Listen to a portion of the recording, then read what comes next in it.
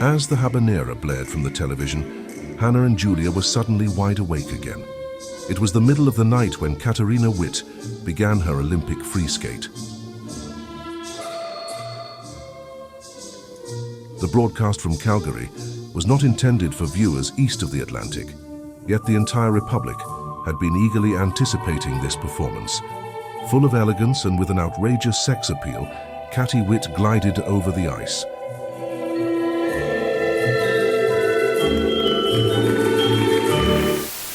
Seduction had long been a popular tactic of psychological warfare, and Katarina mastered it perfectly.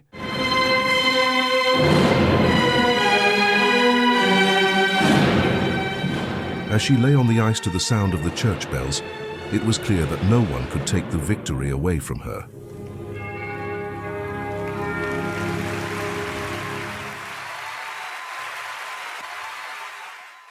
In the midst of the Cold War, she had melted hearts on both sides of the Iron Curtain.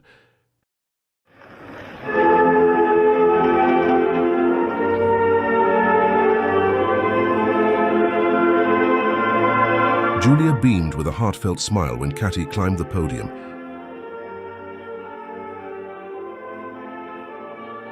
She was just about to say something, but tiredness got the better of her.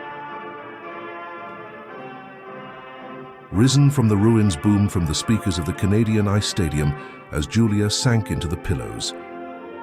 Under the soothing sounds of the national anthem's trumpets, she had fallen asleep.